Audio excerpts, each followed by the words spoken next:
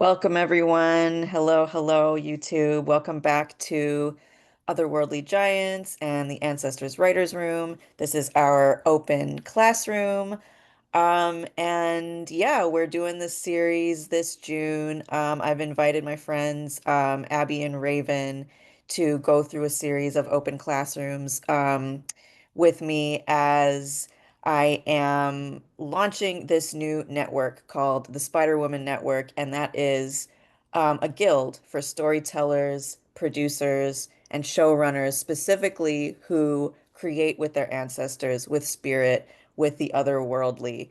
And we want to build an ecosystem and an economy collectively that really serves us. Where can we go to create that actually genuinely supports the full, experience of what this process is like in our craft and in life?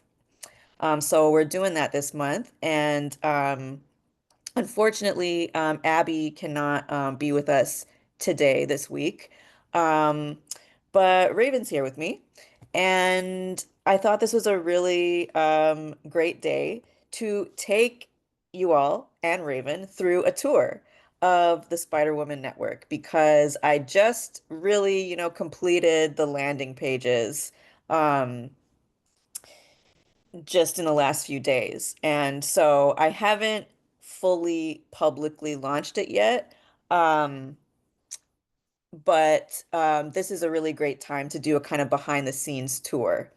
Um, and also, for folks, because we all have different learning styles, right? And I was thinking last time Abby mentioned listening to the LeVar Burton Reads podcast.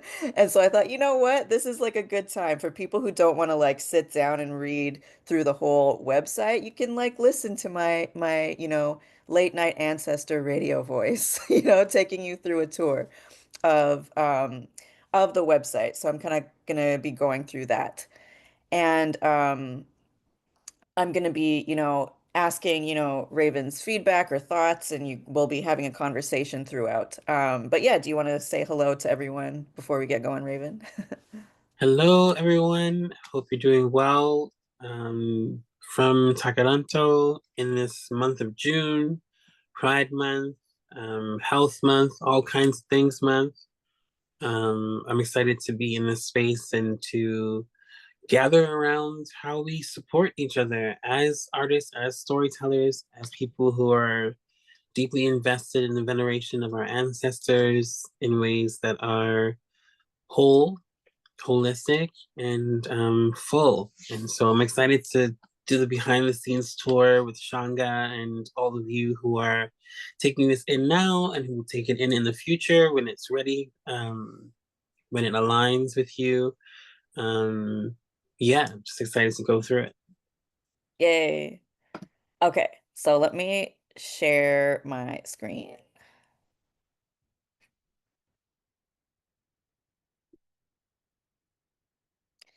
Okay. So can you see this? Okay.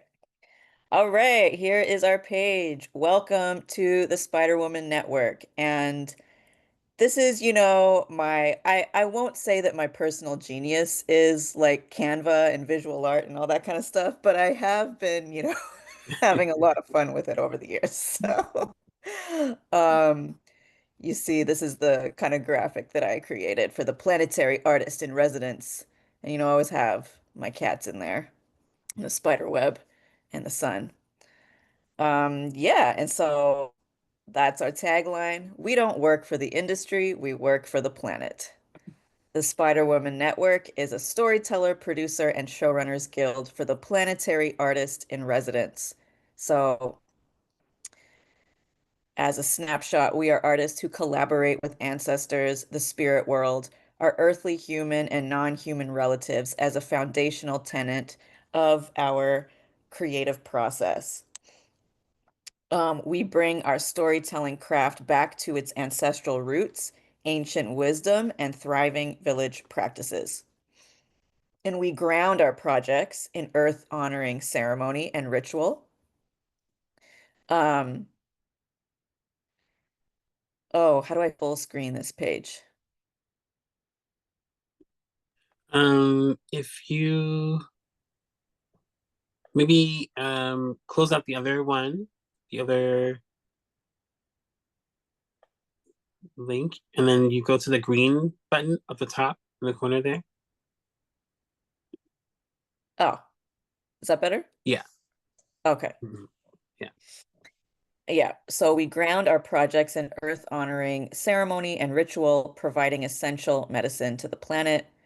And we dedicate our heart work to our beloved kin across cultures, species, timelines, and veils. Welcome to the Spider-Woman Network. And I should say too that I kind of gave Raven some questions to ponder as we kind of go through this. And those questions are, where does this land in you? What do you want from it? What would stop us from success? And what's the gift? And any questions for me? So actually already like shared some of this with Raven over the weekend, just when we were hanging out. But and Raven's kind of been with me through this journey, but I kind of want you to take as if you're looking at this for the first time. Um, and really sort of taking in like and I like to do that too as a writer, right? Like sometimes I'll write a piece of work and I'll put it away for a while and then I'll try and come at it and read it again as if I didn't write it, right? And and let it just speak to me and where it's landing in me that day. And it's really just bringing that intention in can give such a refreshing like look at what you've been creating, right? Because you start to see things in different ways. At least I do. So I really, I I want to really honestly hear from you, right? Like what do you really want from this? Like forget that I'm your friend, right? And like I mean, don't forget that I'm your friend. But you know what I mean? Like if you're like just to say, you know, what would or wouldn't work for you. You know what I mean? And like really what you want for your life, regardless of if this is giving it to you or not, right? So like I kind of want to hear that side of it, and kind of get into that honest place, right? Of like, why would you want this in your life, Mhm. or not, right? And what parts of it are really speaking to you? So that's kind of, yeah. Um, So I have this part here, kind of introducing why a guild, right? In mainstream arts and entertainment industries, they have writer and producer guilds, major networks, and big corporate studios. These are supposed to be places that support storytellers, bring their projects to fruition, and develop their craft. They're supposed to help you find mentors, collaborators, funding, and jobs. We come to artistic industries in hopes that we can make a living, create meaningful work, and maybe even fall in love or make lifelong friends, partners, and family along the way. As we know, these industries are built on a bedrock of genocide, extraction, colonization, and exploitation, in case you didn't know that by now. But what would change if we could create in a collective ecosystem that prioritizes ancestor veneration in its foundation? And even just imagining, if you grew up and you were like, there's an industry, you know, like Hollywood, but that industry prioritizes ancestor veneration. That industry would hold you accountable to that. That industry would hold you through that, would understand the heartbreaks that come with it, the challenges, and sincerely seek to support. Not always coddle, right? But like support. And what if we could collectively grow an economy that understands and resources the full experience of creating life and art safely, responsibly, and joyfully with ancestors, spirit, and the otherworldly? And what if our younger generations grew up knowing that working for the planet was the most lucrative, joyful, socially celebrated, and practical thing they could do with their lives, and that we could build that for them and for us now? I actually want to go back and ask Ravyn, who rewind all the way back to when you first moved to Takaranto. Um, or when that spirit emerged in you of like, I want to be an artist, like I want to explore my dreams. How would this, if you came across this at that point in your life and you're like, oh, an ecosystem, an industry, an economy for the planetary artist in residence. How does this land with you now, and how does this land with that part of you? Yeah, I'll speak to how it lands with me now and then I'll go backwards. I think being 20 years into my experience of being an artist and actively pursuing these different mediums of storytelling, first through dance, then through theater and other ways too. Um, what I have found on my journey is that the most satisfying, fruitful, and abundant experiences have been collectively created and supported. And um, the the the hopes for what I came to Toronto for um, was to find spaces where I could cultivate my talent. Hmm. You come into something and you have a talent for it, but then you actually want to actuate Hmm. the possibilities for yourself, and so that's why you go to school. That's why you go to university. You go there to meet a bunch of people who are all scrappy and wanting to um change things or maintain things or bring in things that are new and exciting or just contemporary versions of their cultures, and you mix and you match and you do this beautiful work that happened long before colonization took place, when there was more trade happening around the world, Mm. and our ancestors were sharing art with each other. We're sharing, um, in my case, like indigo and these different flowers that offered ways to dye denim, and all these different ways that people were um, sharing in community and in circle together. From the healing practices to the ones that were more about progressing something forward, like a new system.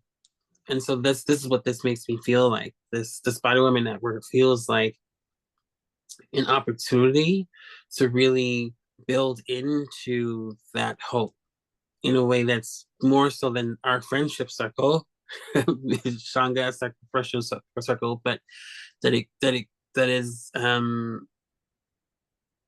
intentional about the way that we treat each other, that is everything that people are asking for. When you see Viola Davis, when you see Ryan Coogler, when you see Ava DuVernay, and they're talking about the industry, you can feel the industry.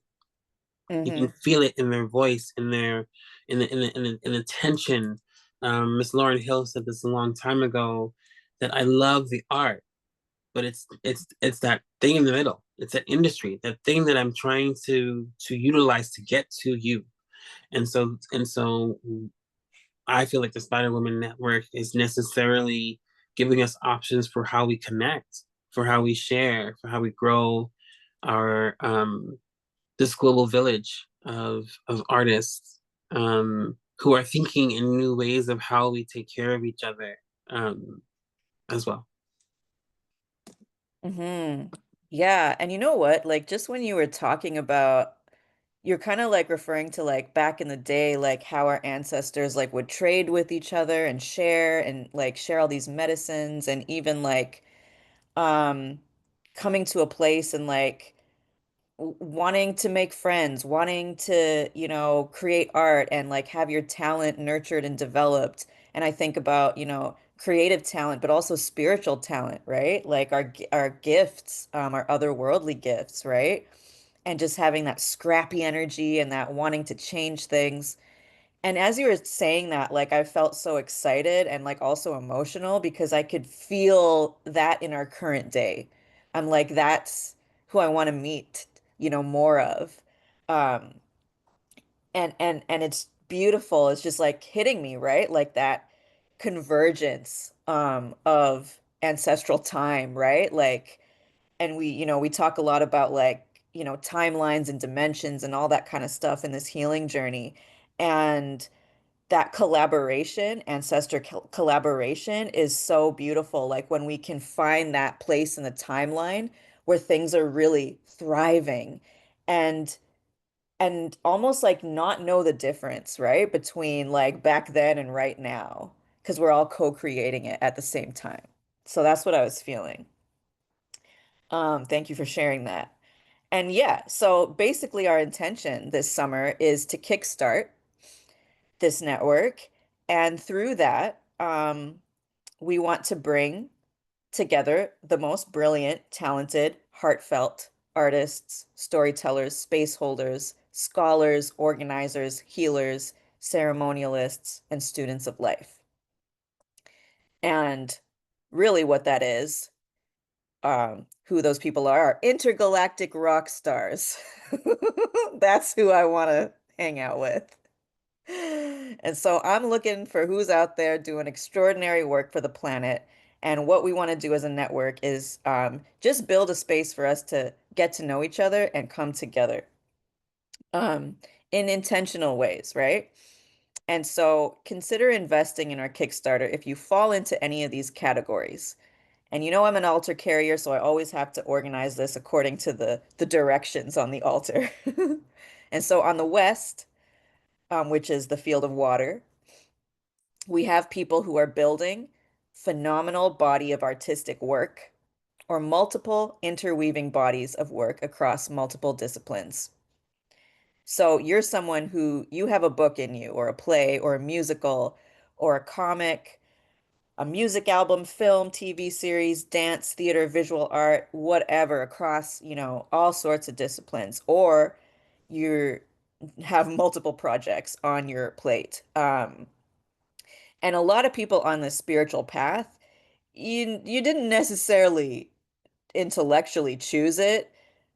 It's like flowing through you, right? Because there's such an incredible like surge of water and fire, moving through many people, on the planet, but also everybody's individual lives and everybody's individual creativity and ancestors, right? Who want to, I have something to say and I have a way of saying it.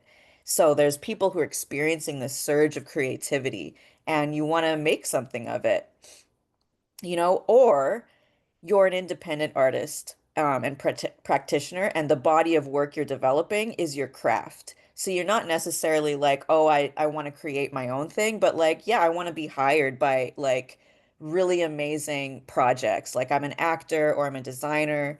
And that's, really great because not everybody wants to like be the writer, director, showrunner of their own stuff, right? Some people like, I just want to focus on this craft and I want really amazing projects to work on.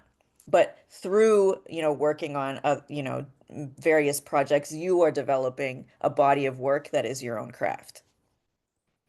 And you want to do this in a foundation of ceremony, ancestor veneration, and collaboration with the spirit world, meaning it's not just an add-on, right? It's not like, oh, I do it and like, oh, isn't it cute that ancestors exist? No, it's like it's in the foundation of your practice, or you want a space that will really support that kind of creative process. And it doesn't matter what phase of development. You could be just emerging, you could be very seasoned on a project, you could be in the dreaming phase, the research, the study, experimentation, or workshopping, or you could be in a season of mastery, with your craft and integration, or you're in a project that is like in its production phase, and dissemination, so about sharing with the world. So that's what we have on the West. You're just creating a body of work that is artistic and spiritual. On the East, we have scholarship, right? So you're building survivor informed, ancestor inspired, liberation focused, metaphysical scholarship, methodology, or field of research and knowledge. So this is either your main focus is the study, um, the creation of scholarship, of a body of knowledge, or you're creating a set of ancestral teachings to go along with your storytelling projects. Again, any phase of development is great. Then in the north, we have people who are more in an exploratory or emerging place. And you could even be well, experienced on this life path, but you moved into a phase of life where you're like, I just want to explore. I want to study. I want to go deeper, whether it's different healing modalities or artistic craft. I want to work with mentors. I want to, take courses. I want to, study with amazing teachers. I just want to follow the call of spirit and see where it leads. And so I'm calling this, essentially self-guided ancestor university. You're a student of life, a student of ceremony, and you want to self-determine your spirit-led education. So you're the guide and your ancestors are guiding you, and you just need an inspiring and nourishing place to land, to learn. Places to go where you can be like, well, where do I find this kind of teacher, this kind of collaborator? Where can I make friends? How can I stay connected and supported? And then on the south, you're building something or you're offering something that is essential to make a village thrive.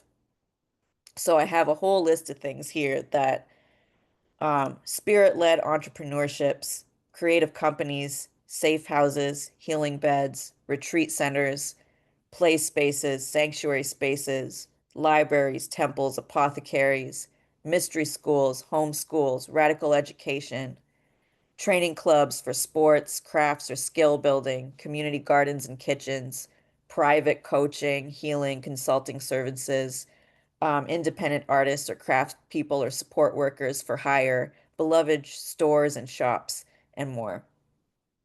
Um, and any phase of development, whether you're already running, getting it off the ground, or dreaming it up. So before I get to the centerpiece, I want to pause there and say, where do you see yourself here, Ravyn? Even though I know the answer, but what do you see? I mean, in all honesty, there are ways that I see myself in all of those Hmm. spaces, right? But in different aspects of my life, maybe. When I think of like this South Earth place, that's a desired place for me to get Mm. to this like really awesome um circle, a circletology, like a way that we are building our own forgive the language, academy of thought and study and play, and reciprocity. That's what it feels like. When you say offering and building and sharing and this beautiful um exchange, that we understand that we are exchanging energies, emotions, that we are valuing these systems of access, um, as well. Um, I currently live in the West. I've always lived in the West, and so I understand the water and the that kind of that way of being. Um, I The North is so like the air. You're like, oh yes, that's so exciting to think about the nerdy, the study. I'm a Virgo, and so I love studying. I love the idea of like learning more of, and not learning more to hold power over, but learning more to understand more deeply myself and other people. Um, and to be in these crafts where you just can get to continue to learn. Just small anecdote. I was listening to Cynthia Erivo talk about going back to teach at the school that she went to and how important that was for her own craft. But the offering that she teaches is how to bring performance and song together and to thread these pieces that seem separate together, to go from speaking to singing and to make the space between that as smooth as possible. And I Mhm. just loved that. And I think when you get to a place in your career, in your practice, where you respect it, you know, Mhm. I love the craft of storytelling. I love when people get creative and imaginative and dream these worlds that become places, safe places for those of us who've been ostracized or pushed out to feel like we can land, you know? That's what I think stories and can provide. So I really do. This is a very mercurial answer, but I really do see myself in um, represented in each of these different places, um, and so it's exciting to think about like focusing on one for a period of time, focusing on another. Like I can have a whole calendar year of going through these processes for myself, and it made me discovering some new ones. You know, what is the Northeast? What is the Northwest? And like how we bring in all these other elements, like metal and wood and all those kinds of things too. So yeah, I think it just makes me really excited Mhm. to nerd out on aspects of my life that I've been taught should be separate. You Mhm. know, you keep history over here, you keep the dance and the entertainment over here, you keep this smaller, you don't tell people about this part of what you think about. I think about ancestral language a lot, like the way that we are languaging um, through our ancestors, with our ancestors, and how that starts to change the shape of your words and change the impact of them too. Mhm. um, Especially as an orator, it just that's thrilling to me. Um, so yeah, I really do think that when folks are hearing that, they will find themselves in each little piece of this puzzle that you've clearly articulated here. Yeah. And I think, people joining this network, like some people will be like, oh, I'm very much just focused on one of these areas. But you will get people who are like, oh, but I'm doing all of that because I'm like that, right? Like, oh, I'm doing the West thing, I'm doing the East thing, I'm doing the North thing. And there's a part of me that is like in that north space of like, oh, there's these things that I need to go deeper with and just explore. And I'm building, essential services, on the south. Um, and that's, I want to also speak to the folks who are like really emulating this energy of the intergalactic rock star, right? There are people in the community who have a lot to offer, right? And naturally are channeling these things through our spirits. And I really just, it sometimes because like, we talked about last time about like, oh, I'm always too much, right? I'm too deep. Oh, I should just focus on one thing. Um, we're not saying like take something out so you can make your life more simple. We're saying that we need support. Like we need funding, right? Like we need full-bodied support, whatever, like on all areas of our life, social support, cultural support, the support of elders and teachers and healers and peers, and also that financial support so that we can show up every day and tend to the garden, right? Like whatever it is that day that does need to be focused on, it is a one thing at a time, at the end of the day, but like the whole thing needs to be supported because we're really stewarding a lot. And the people who are, really called to do this are usually the ones, who have already been offering so much to the community over the years. And we have an ingrained thing of like, I'm just here to serve the community because we are. But what has been, fractured and fragmented and, intentionally antagonized, right? In this colonization project is just this field of reciprocity. And that, I'm going to be talking about this research project around reclaiming our right to public funding as a village. Because in order for people like us to serve, we do need big time support so that we can do what we are supposed to do, right? And hold these big spaces. Um, and then we have our good listeners in the center. This is Ether, and I'm also just its heart. So the folks who are like, I just want to dedicate my time to study stories and storytelling craft as, relationship building. So from the relationship I have to myself, to the globe, to the multiverse. And so I wrote a little poem here in terms of like um what it means to dedicate your life to the study of relationship building.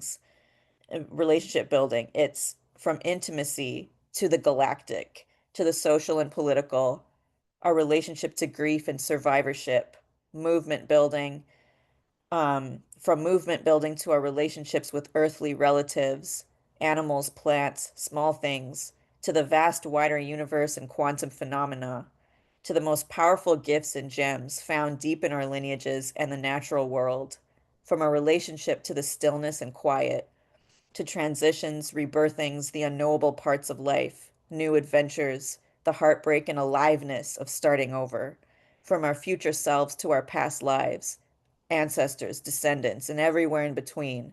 Our love of stories that we make and live out as readers, co-creators, and above all, good listeners. And I kind of want to just speak to like, there's a lot of people who have been going through initiations around money and employment and, applying for jobs, not getting jobs, um, losing work, not being able to make money in the way that they used to. And there's something here because those people, a lot of those people are folks who are like so dedicated to relationships and to the study of relationships, to the development of relationship, first and foremost to the relationship within and your inner world and how that informs your relationship to everything else. And I want to, let us imagine for a minute that you could do that full time because that is what the planet needs from us.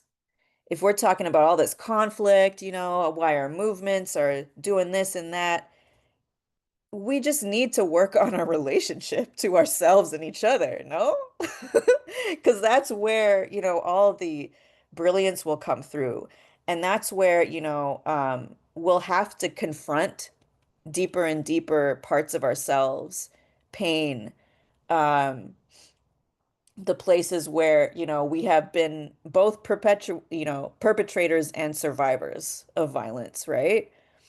And how do we hold ourselves with love and continue to find the best versions of ourselves that we could be on the planet today? We need to dedicate our time to like relationship building, and it takes so much effort. Like it takes a lot out of you. It takes everything out of you. And what you're trying to like, navigate a corporate job at the same time, it at a certain point, like the energy of healing is like, I want front seat. Like this is the most important thing. And again, like I'll say, it is truly the most important thing that we need to be doing for our planet right now. And so I want us to first imagine that we could create an economy for people who just want to do this. And, as you're doing that, right, you are building a body of research. You're building, bodies of artistic storytelling craft. You are building essential village services. And so for these people, this is kind of what holds everything together, right? The centerpiece of the altar extends to all the other places. Um, so here, folks, yeah, I want the resources, support, inspiration, and guidance to just explore stories and storytelling craft. That brings me joy. Um, in order to address some of the greatest problems and concerns in front of humanity currently and contribute to co-creating our most magnificent pathways and protocols into a freer global society. And so for those folks, um, you want to honor, feed, and be fed by the most miraculous parts of our life stories, the parts that dominant culture teaches us to skip over or rush. These are the parts you hold most dear, and you want to pour into them, not miss them. And I'm talking about, right? Stillness, quiet, transitions, rebirthings, the unknowable parts of life, new adventures, the heartbreak and aliveness of starting over, right? I don't want to skip over that to, manifest my abundance, right? Like, and so we need an ecosystem that is designed to resource, inspire, and hold you as you deepen the fullness of your experience in life. Yeah, pause. Any thoughts here? Ooh, so many, so many. I have more answers for the questions you asked earlier on. Um, More offerings. I don't know if they're just answers, but yeah, I think first of all, I have a lot of gratitude to you for the building out and into this creation because so many of us throughout the years have complained about with and and in fairness have rightfully complained about the conditions of our lives, right? And these times that we find ourselves in, we have been conditioned to believe that imagination is antithetical to justice and real change. And as a reminder for people, I'm an abolitionist, and abolition is and was a hopeful movement, Mm, a hope-filled movement that was about a belief in something that folks had not been experiencing, but already knew was true.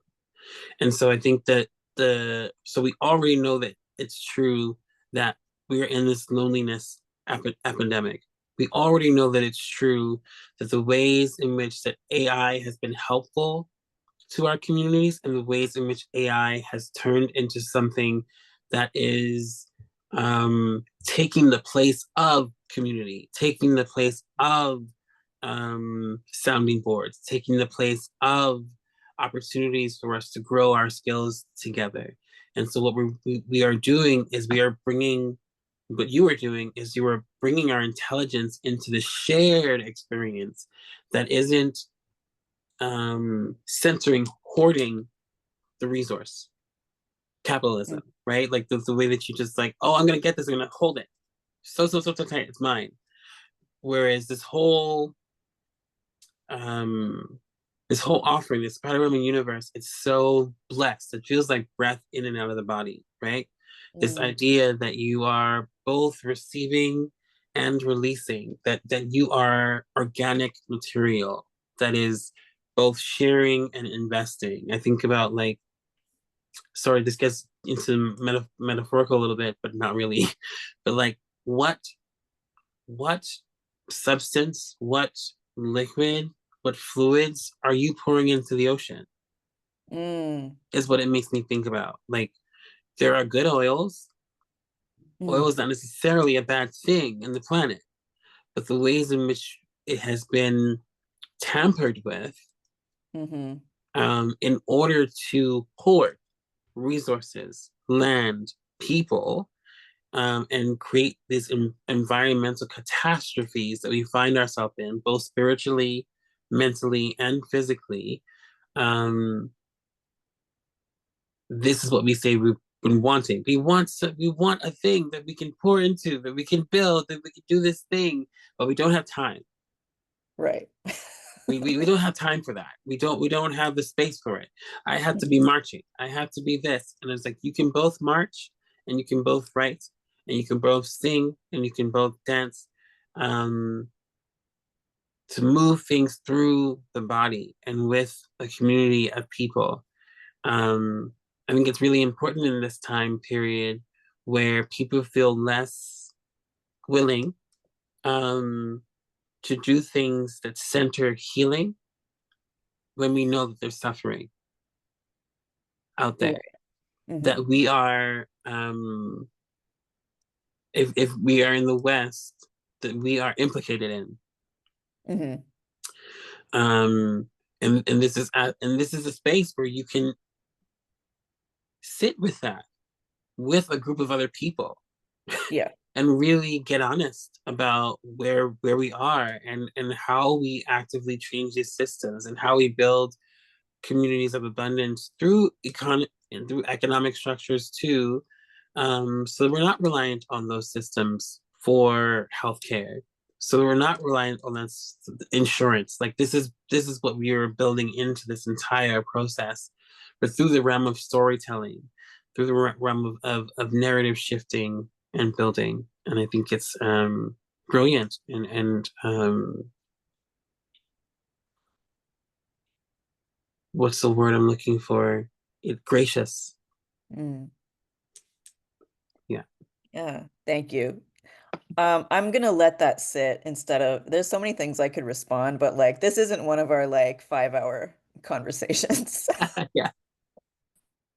Um, yes, all of that. So we're talking about these big, big things, right? But um, we want to bring it down to the small and the immediate and the manageable, right? And so there's this big movement that's happening, but I think part of what we need to do is make sure that we're not getting overwhelmed.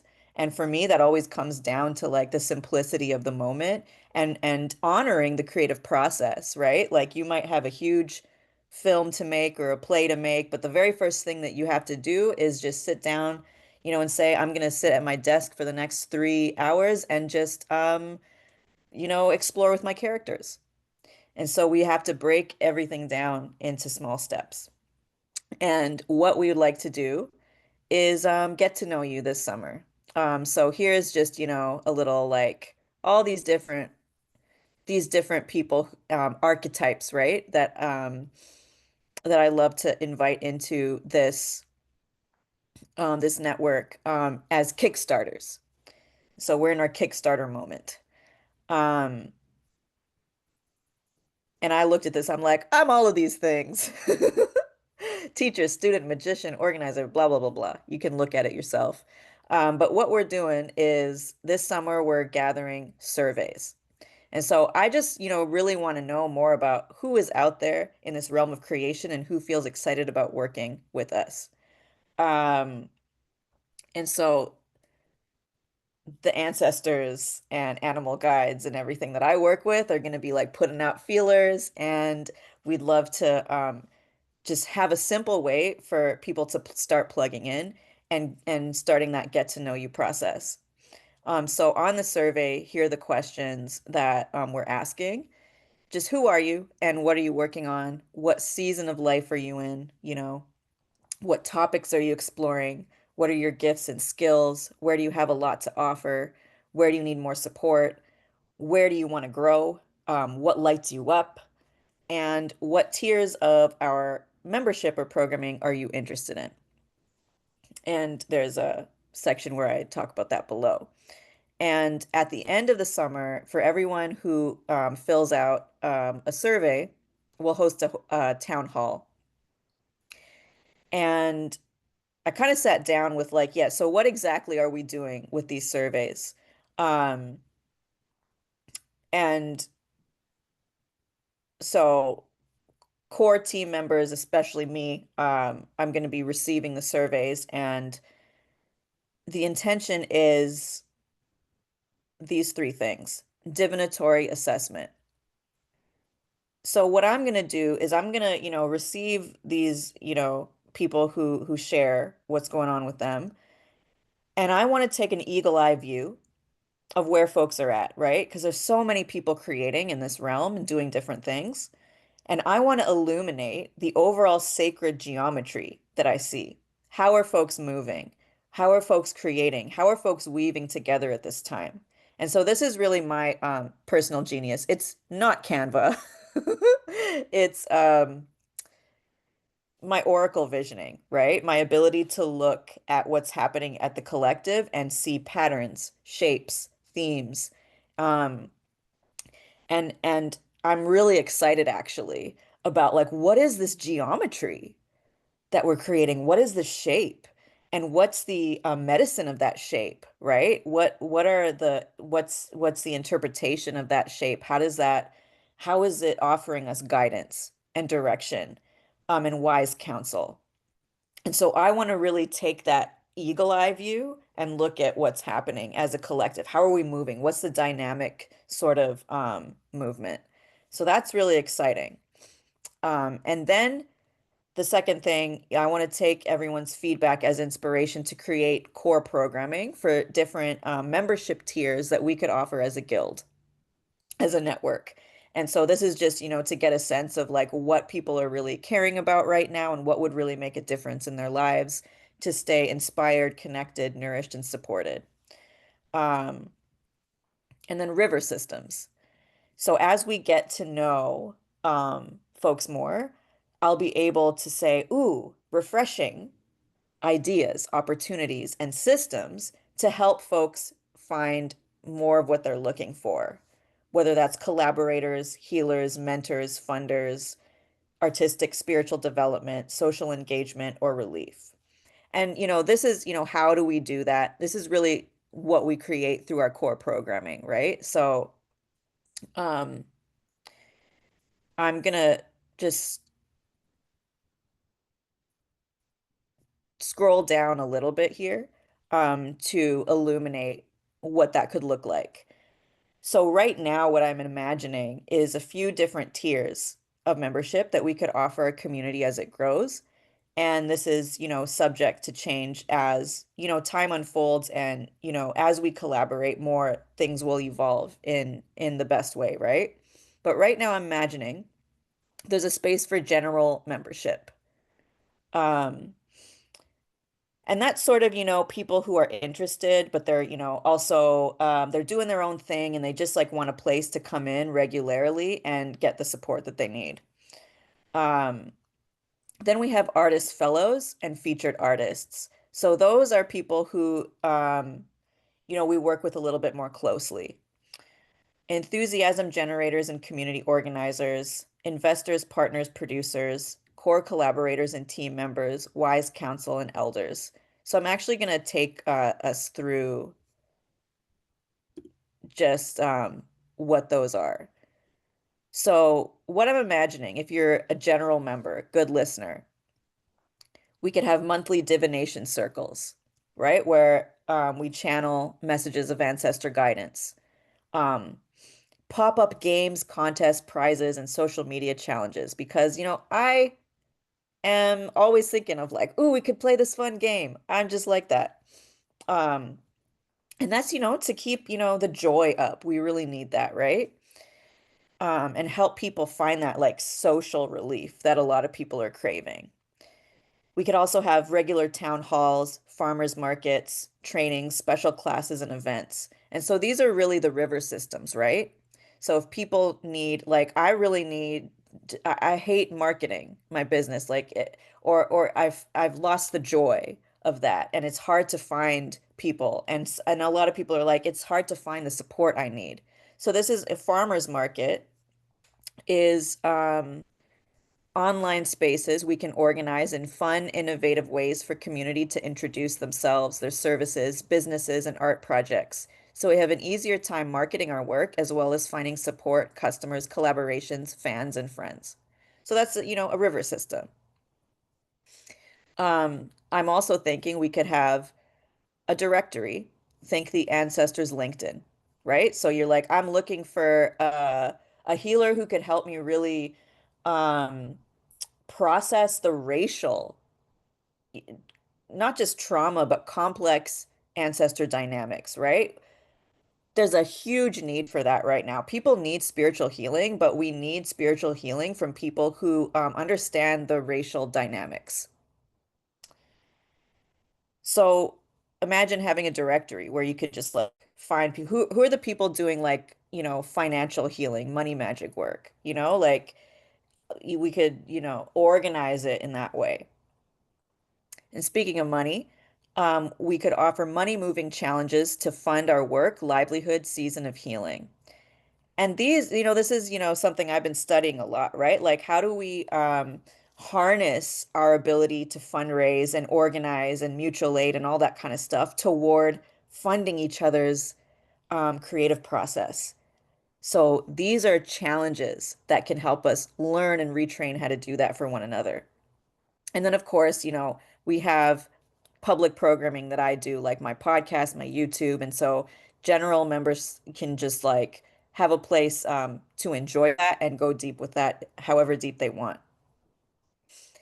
And we're also saying, as a network, we are invested in contributing to initiatives that require public funding in a village. So libraries, gardens, essential services, support for grievers, survivors. You know, when you go through a major grief portal or you're trying to like get out of an abusive relationship, you cannot get through that without community. And imagine like to be able to show up to a village and say like I'm in a death portal. I need an artist grant for that just so I can move through this and transmute like what my ancestors are moving through me and be with this grief instead of push it away. Imagine being in a community that is like well purposed to say that's the kind of thing you could get an artist grant for, right? So on the Kickstarter page, I have levels of what we can unlock once we hit financial milestones. Once we unlock level 2, what I would like to do is host a divination circle for our Kickstarters, which is an animal communication circle. And so this is one of my, specialty medicines. It's how our animal companions collaborate with us on lineage healing, soul purpose work in life and afterlife. So I'm an animal communicator. And so in this division circle, what I would like to do is begin channeling some messages of guidance and support from the animal kingdom. And then we'll do some live animal communication readings. So that's what you can look forward to once we unlock level 2. Um, and so, when you look at the website, you can look at the full PDF, but that's general membership. The Artist Fellow program are folks who have an established ancestor healing process, and you're really deep in the fire, the water, the soil of creating something. And you want to develop, you want small group support and personalized support to ensure all aspects of your livelihood and projects thrive. So this is essentially as a small group circle. I would like to, and there's an application and invitation process for those who would become artist fellows.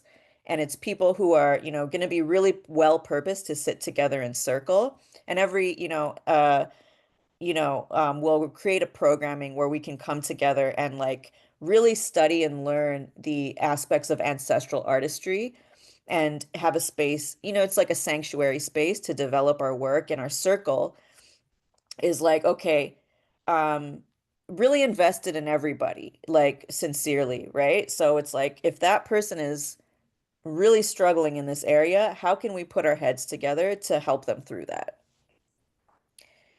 Um, Featured artists are members that are invited from either general membership or the Artist Fellow program.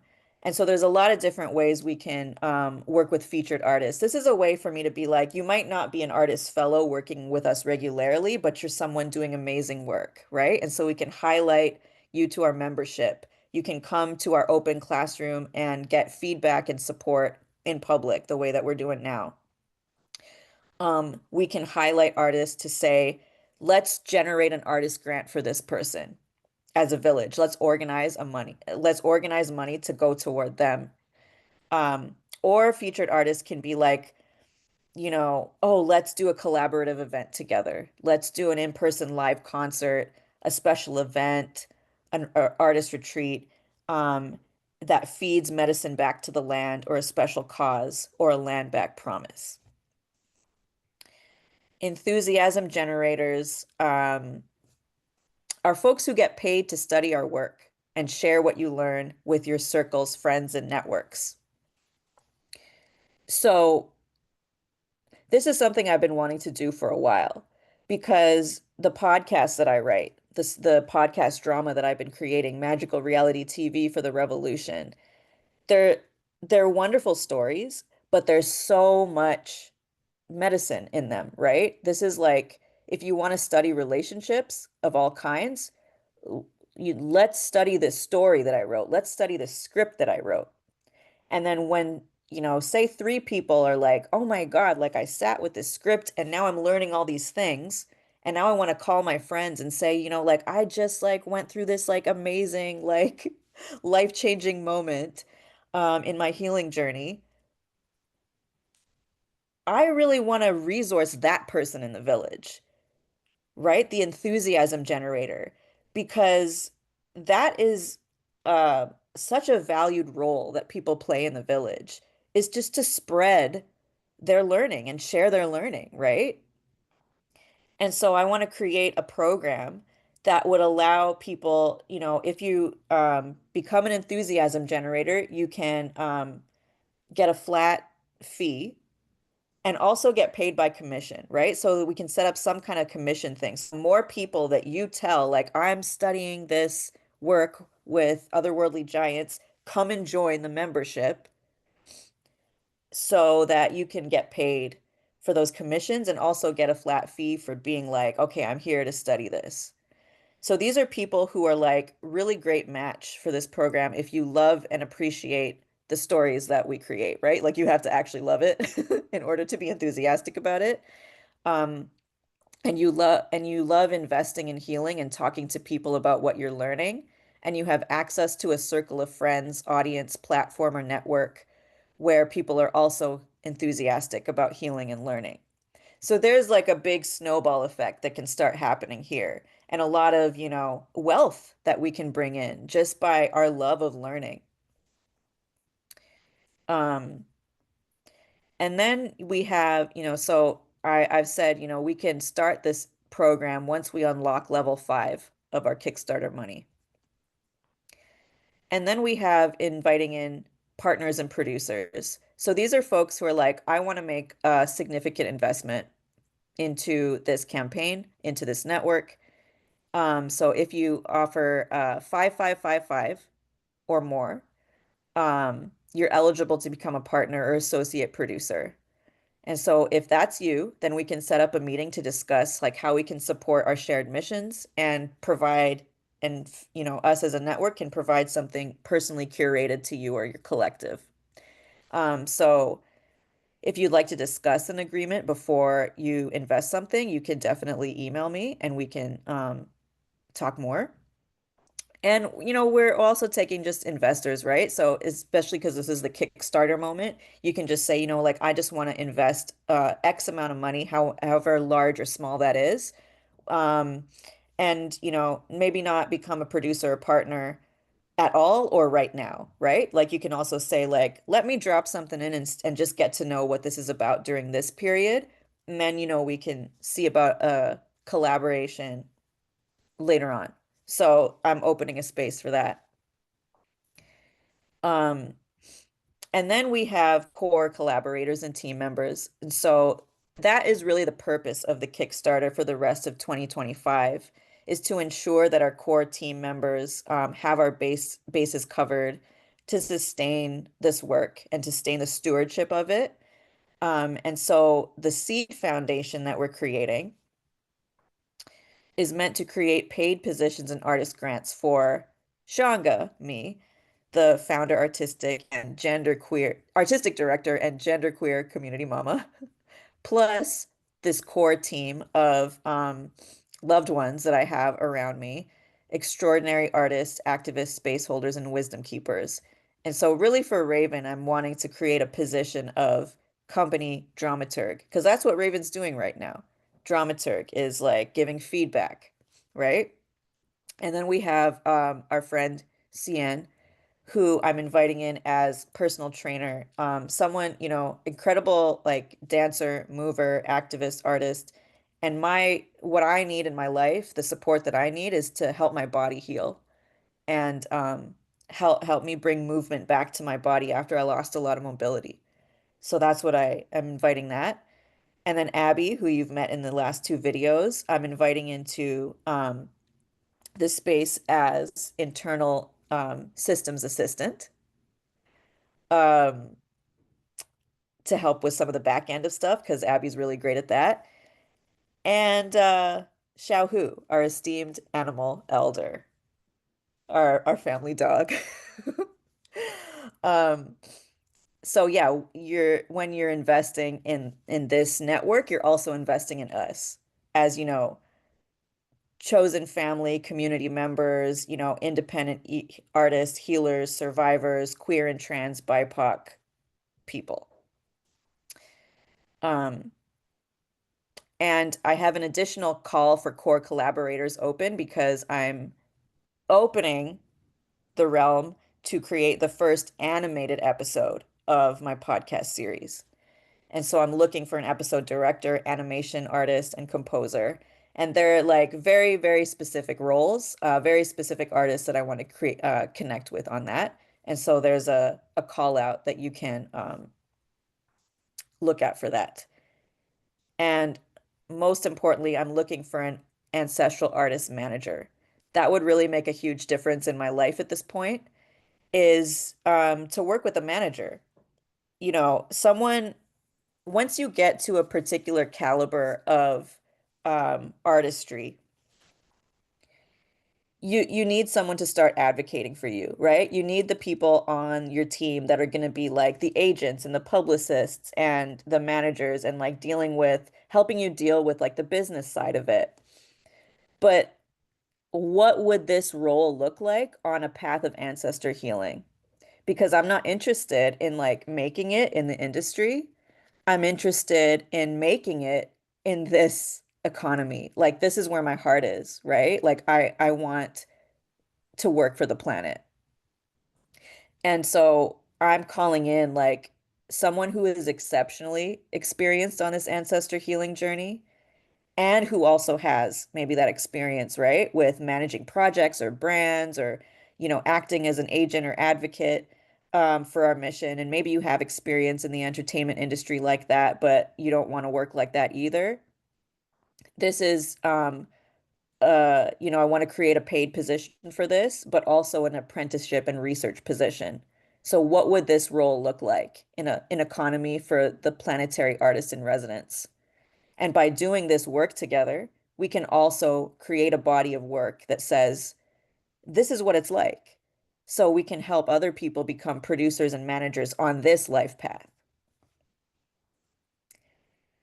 And then we have community organizers who are money moving magicians. So you're really well purposed for this role if you're fired up to experiment, practice, and establish innovative and fun ways to move money and build wealth for an earth honoring economy. And you want to hype up your friends and family and circles to move money into special village artist grants or important causes. And you have experience with moving money or you want to build those skills. So this is an important role, right? Like we're saying, like we have so much work to do. We need people who are like, my job is maybe to just get the money in here. And it's also a research position, right? Because we'll be developing a body of research that says These are the protocols. These are the best practices. These are the memories of how we moved resources in a thriving village. And through that, we're bringing the power and responsibility of public funding back to the village. We retrain ourselves to move money in this way. We're creating a body of research. We're creating more sovereignty. And that means that we have a more ability to create more astounding liberation work and activist work if we are financially sovereign or in the process of living that way. Um, and then we have wise council members and elders. And that those are, folks who I go to for guidance, that we go to, the core team goes to for guidance and accountability. And we share return of investment with them regularly. And so these are people, who I'm like choosing and inviting into this position based on a relationship that I already have with them. Um, so yeah, that's a lot, right? There's a lot in there. Let me pause and say, like, how's this landing for you? Does it feel overwhelming, or does this feel like you can kind of see where you are in these places? What's going on? Yeah, I can see myself in many spaces, as I said a little bit earlier, and continue to feel as you continue to talk about this network that you've built out. It's not just like initial idea, you have a plan. And it's nice to be able to see what that plan is and also be able to sit with um, how I want to dive in. I'm taking this as like as a reader of the experience as opposed to the dramaturge of the experience. Okay. Um, and just it allows me to sort of um how to explain it? Like my nervous system gets to rest in this idea of, okay, there's a plan here. I can see it. I can figure out how I invest in it, but also curate it. So it's giving this opportunity for interdependence, this opportunity for like agency. And often when we are working with industries or publishing houses or these things, our agency becomes a little bit stuck with their goodwill. And this is really about building it into the process, the whole way through. Um, and I love that. I love that there are different tiers of memberships. I like that there's it alleviates the pressure, but also um, gets real with the possibilities. I also appreciate that you are prioritizing paying yourself for your work. Um, because often what we have been taught to do is to sacrifice ourselves for the larger collective. As medicine folks, there is a long history of that. Hmm. Um, and so you can both offer what your medicine is, but also receive care and support so that the medicine continues to flow and be abundant as opposed to building a system that's just going to cause burnout, Hmm. right? Um, and so what this is addressing is burnout, is addressing this like industry burnout, this like way of operating in the ways that many of us are having so many questions about, right? Like folks in 2020 were like, why do we do things like this for the first time, some people, right? And that's not like a condescending and looking down way. A lot of us were like, oh, so we can impact our environmental footprint. Hmm. If we don't fly for a few months, if there are no flights for a few months, except for like essential, like life-saving care ones, um, then whole dead zones that we thought were dead zones can come Hmm. back. They generate. Hmm. Um, and what does that mean for how we are interacting with our bodies too? right? Like it offers us a full system clear out, like a detox, but also you're not just getting rid of things, you're reorganizing them. While using these different technologies, the way that you language, as I said before, like you language these things that we can all connect to other ideas, like the farmers market, for example. I love that. Such a brilliant way to think about how we share with each other, you know, that gives people a way in to the world. So for folks who are watching this who haven't um, opened or had the experience that opened you to conversations with your ancestors directly, that you are aware of, and are like trepidatious or a little bit nervous or insecure about those gifts and those understandings because they've been largely been pushed out of our communities and demonized. Um, this is an opportunity for you to have those conversations, you Hmm. know, to sit with other people who are also going through that. Even if you have been practicing for a long time, you can still find places where you're like, am I really listening? Hmm. Am I what does that listening look like? Has that changed with this season of life that I'm in right now?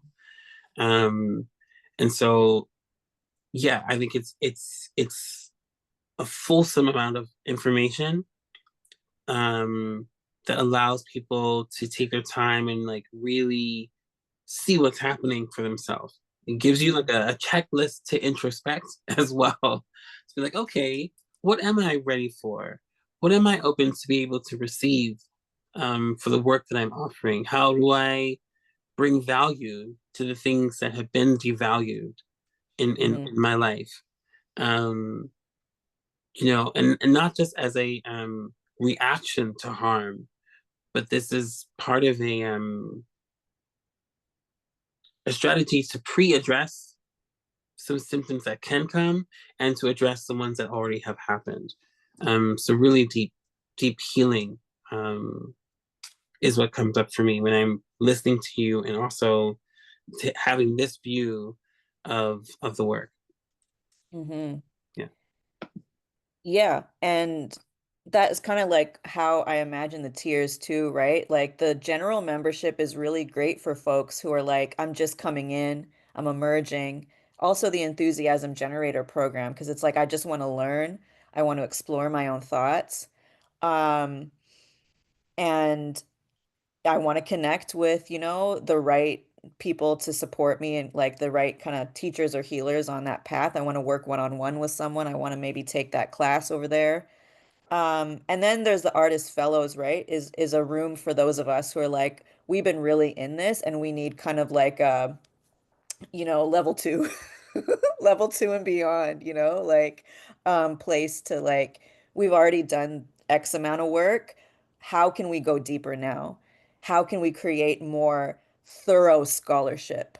You know, even in our like how can we develop a deeper experience in our own lives on this life path.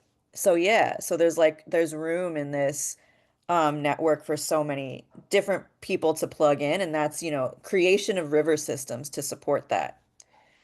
And yeah, the other thing I appreciated what you said was being on this ancestor healing journey. And this is, it was and still is a hard one for me to learn.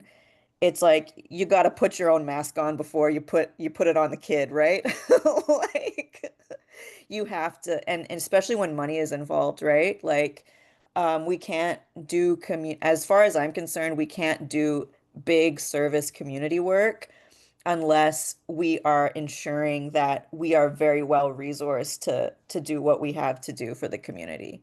And so, this is why um, I've set up this Kickstarter to first and foremost say, like, please invest in us. Please invest in me if you see this larger vision and you want this larger vision to you know, thrive. Like I have to be okay as a human being, right? And so what my goal is to raise at least 200,000 of seed money by the end of 2025. And this is, I want to be the very first ancestral artist grant generator. So we are activating this artist grant generator by opening up this Kickstarter campaign. And coming kind of back here, I've been talking about this.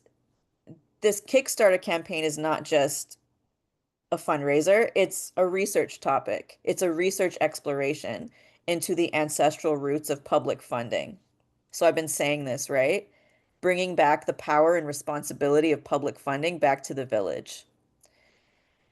And I want to build in the next 3 to 5 years a bountiful body of research on this area, of collective research and practice. How do we move money according to village principles rooted in ancient wisdom, sacred reciprocity, and earth honoring economies? And through this, I want us to get well versed, like almost like it's second nature, in like generating rapid fire, community raised ancestral artist grants for each other.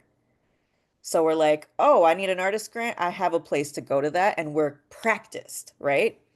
And it's going to be awkward at first because it's a new practice. I mean, if there are communities out there who are already doing this, please, plug in because I would love to learn from you, but I haven't, seen something like this and I need it.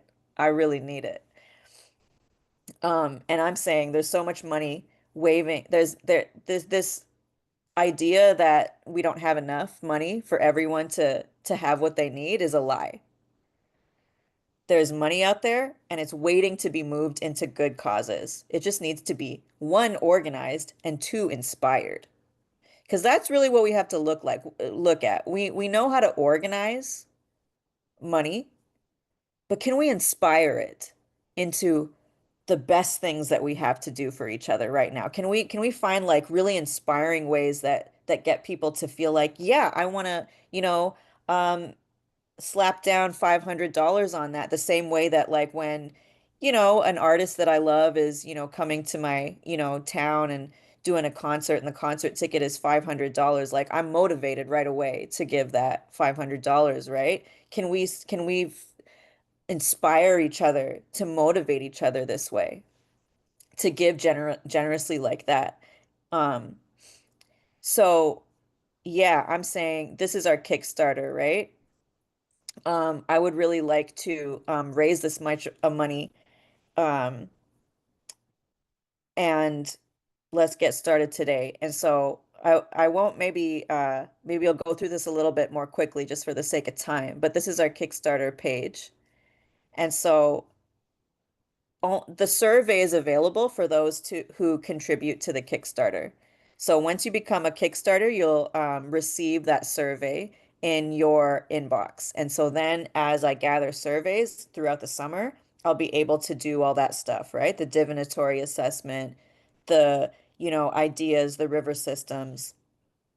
And so as I'm gathering these surveys, I am getting to know people, right? Like, who are you? What are you working on?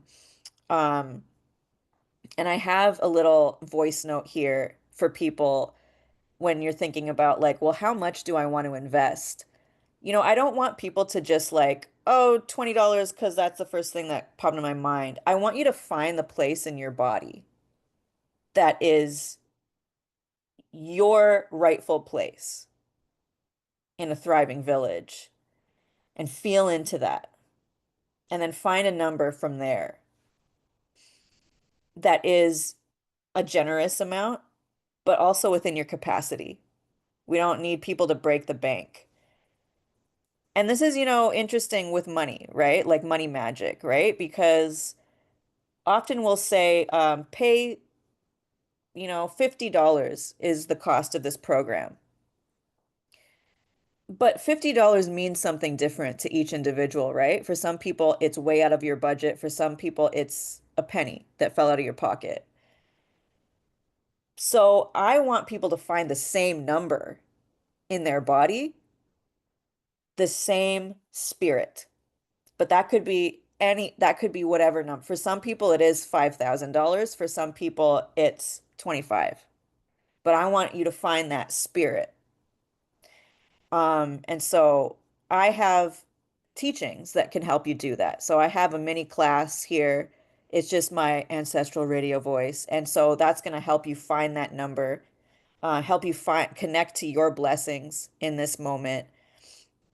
Um, and connect to your clarity, right? Is like, where are you in relationship to this? And how much do you want to invest in this specific thing, in me, in this idea, in this vision? And I also have a PDF on numerology. So you can choose a number that has medicine that you want to receive. So when you give a number, you receive that medicine in terms of how your own spirit and ancestors consent to receiving in this moment. So folks, you can, take a closer look at this, right? And then we have financial milestones. We're saying, help us reach our first 100,000. And so at each milestone, we're going to be able to offer something really important to ourselves that is a seed we're growing in the village, and we unlock something. So, for example, the very first 11,000 is the theme of survivors get free. And the number of one is a clear new start. That's numerology. So when we hit this milestone, we support one of our core team members, somebody who I've been working with who is anonymous at this point, um, clear a portion of death, debt, and leave a relationship that has been transphobic. So we're gonna send, so that's one of my most important things that I need to do right now is to support myself and the team around me. And so this is gonna go toward that.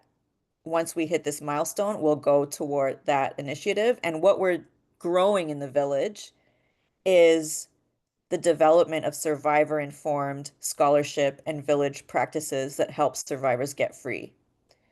And once we hit that milestone, we'll unlock a private divination circle to support survivor entrepreneurs and creators. And then the second milestone, once we hit that, we'll do our animal communication circle. So you can kind of see like every milestone is like has a medicine in it. It has something we're supporting, so you know where your money is going. And you're also growing a seed that you are also affected by as we're receiving this support. And we're unlocking something to give back to you. Um, yeah. So that is the gist of it. Let me see if there's anything. I think that's what I want to share today in this tour. And folks can, take a closer look at the website when it's like 100% live. But let me come back to Ravyn. Any thoughts on at this point about that last piece that I shared? Yeah,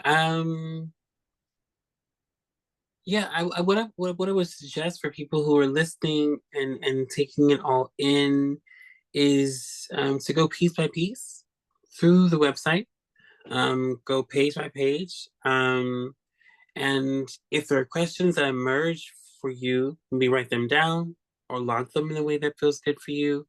To email Shaunga and ask about some things that might be more curious about, or you may not know, you may not have what you need yet to know how to approach an aspect of the work, and you might need a little bit of guidance in how to do that. Um, that isn't already provided. Um, I think today was a great example of like how deep the work goes and how much has gone into the work to develop these cushions, to develop these spaces, um, to sit sit with our realities with each other. Um, and I appreciate seeing like what the amounts are going to and what they unlock, so that we have goals in mind. And it's also teaching teaching us as individuals too how to actuate the value of our services, and how to think about how we do that in a way that is that's not extractive, but is purposeful, and that you can really feel the fruits of. So again, it's like it's exciting, and I think the some of the questions that you asked me earlier of like, let me go back to it. What was to say? Where does it land? It lands right where it needs to for me right now, in this moment where I'm questioning so many things about the precarity of finances in relationship to the thing that I do, the things that I do, and wanting um, to invest differently, right? And so this allows me to have something to invest in as opposed to investing in wallowing, investing in pity, investing in, because those are investments too. We don't always Hmm. think about them that way. But those wells are deep and we get to the bottom of them sometimes and we just refill them, you know? And what this is asking us to do is go, okay, I'm at the bottom of this well, but I can see there's a ladder here now. Hmm. And I can make a rope and I can sew that together with all this tapestry, this ancestral knowledge, and get myself out of this well while also being supported and celebrated in doing that along the way with grace and gratitude and with community, which is how I want to practice community for myself personally.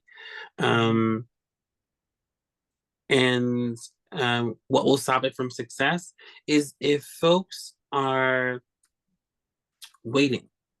If folks are waiting to, um, I'm going to wait to see if it works. Uh, Opposed to understanding that it is the investment, it is the practicing, it is the coming into it that is necessary for it to form itself. That yeah. and it's like, yeah, and I know that a lot of us are looking for guarantees. We're looking for sure things, but the Hmm. sure thing is that coming to purpose with each other. You know, lots of people are using the language of come together. Hmm. And so it could feel, you could cut off sometimes. You can be like, okay, come together. What does that really mean? But you have it. It's right there on the website of what we're coming together to do, what we're coming together to build, and that there are so many possibilities of what that looks like in your material life. Hmm. Um, for the people who are listening and are thinking about ways to plug in. And I think that that is the gift. The gift is that we have something to plug into. That we have something that you created out of your um, depth of knowledge, out of your um, lived and practiced life. That we can actually be like, okay, yes, I'm gonna go for this tier. I'm going to be an enthusiastic generator. I'm going to get these people into the space because I love this space. We all do that. You see a movie that you love, I'm like, I got to tell everybody I know that it was fantastic. I was a little bit worried about this.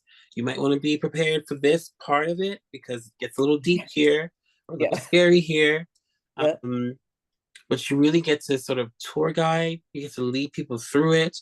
Hmm. Um, as well, and it helps with leadership. You're not seeing that, but there's leadership in here. There's a mentorship on eldership too, as many of us are crossing into the space of eldership before we believe we're ready, and all of those things. And so, um, I think it provides platforms for us to really do all that wicked stuff. Yeah. Yeah, so that's what's sitting with me right now.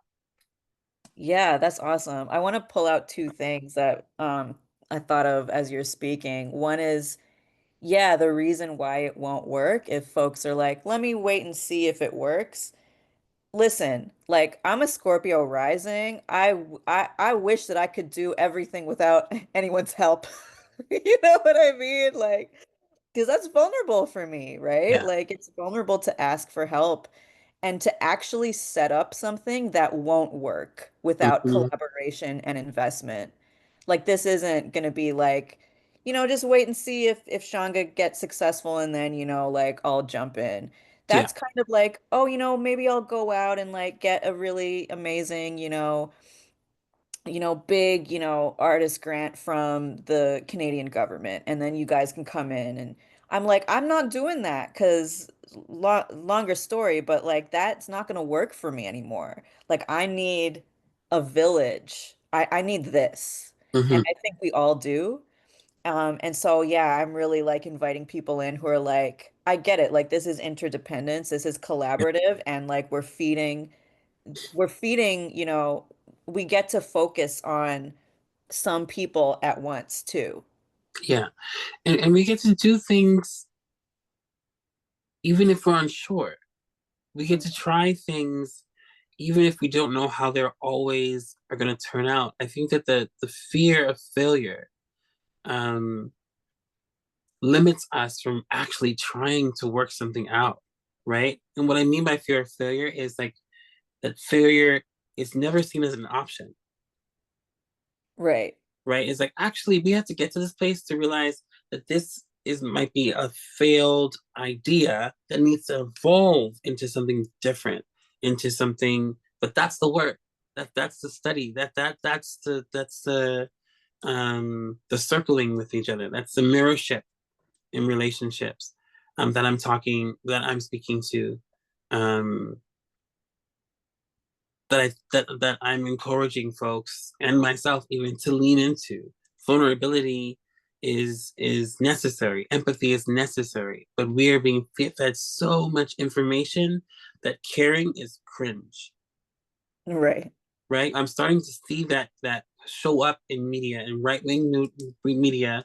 They're starting to look at, oh, look at these people protesting. I think that's kind of cringe. Right.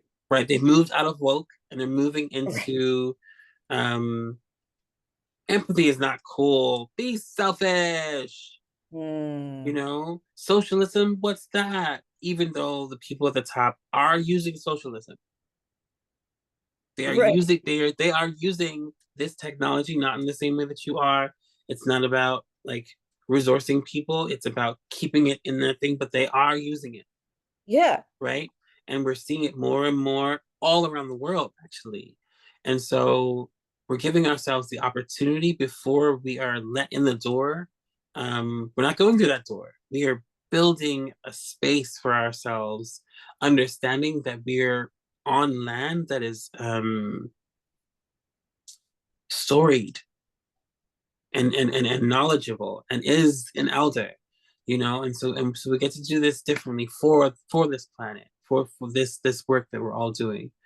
um yeah, it's exciting, it's exciting. Yeah. And then the other piece, just that really stuck out to me when you're like, because, we're talking about these really big things. Let's bring it down to like something simple. What are you investing in this solstice season? Because Raven's like, are you investing in wallowing? Are you investing in, like, that really stuck out to me, right? Like, do I want to invest in wallowing again and again and again and again? Or do I want to invest in something different? So think about what energy you want to invest in this solstice. Um, and, approach exploring this SpiderWoman network from that place. If I want to invest in joy, where do I find that here? Um, Yes, I just want to offer a clarification too, or a deepening of what I mean when I say wallowing, because I don't want folks to fall into shame for yeah, wallowing.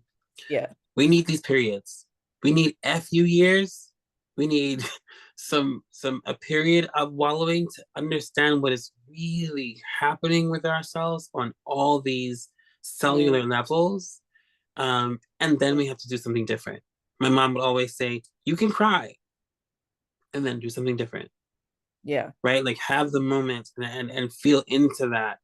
But in investing in this space, the Spider-Woman universe, we get to universe Spider-Woman Network.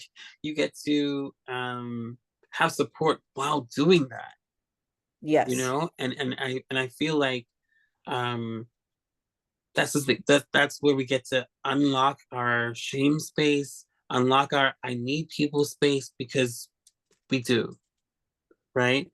Um, but not in a way that I know that the fear is, oh, if I say that I need you, you're going to use that against me, Yep. right? And and this is what we have to work out of our system. But that is a practice. That Yeah. can't just be in theory. It actually has to be in the working together and in these dynamic relationships, activism, right?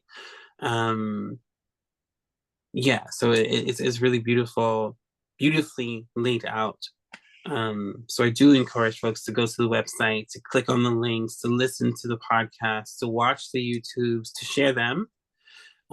Even if you're like, you know what, this is brilliant, and I'm not ready, listen to that, and Mm-hmm. then be like, but who comes to my mind?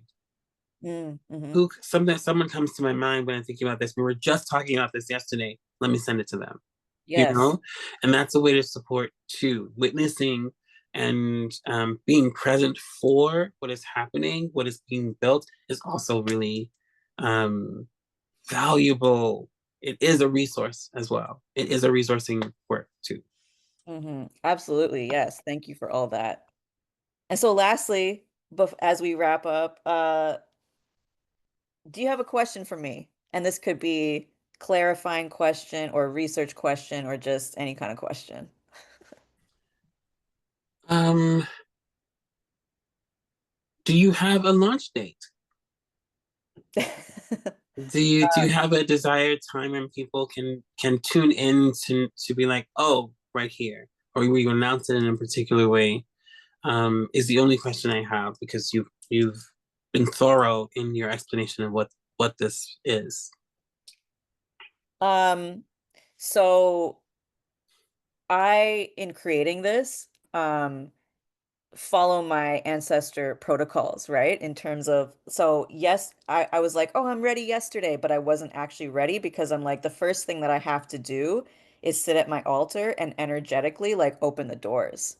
So that's what I did yesterday. I did a ritual to energetically open the doors. So now the doors are open on the ancestral realm. They're technically already open. The next thing that I have to do is like, I have to I have to be the first one to take my own medicine, right? So I'm gonna sit down and find like what is the number for me that I need to invest in this, and I'm gonna be the first person to invest. So I got to do that, and once I do that, then I'll start sharing with folks. So Wow, powerful. I hope it's either gonna be maybe later today or tomorrow. I really want to get Okay. this going so we can start bringing in some money in June. Hmm. Uh, so yeah, look out for that. And maybe I'll put a little thing on YouTube as well, being like, we're live. Okay, sweet. Yeah. Yeah. But thanks so much for being here, Raven. Like this is so nice, you know? Like I've launched things before, but this is such a great practice to be like, let's talk about it, right? Yeah. As Yeah. and an example of what the experience can be like for us, for folks who are also wanting to engage. Yeah, Awesome. yeah. Well, stay tuned next time for our next open classroom. We'll be back again in June and with something really good for you. And until next time. Until next time.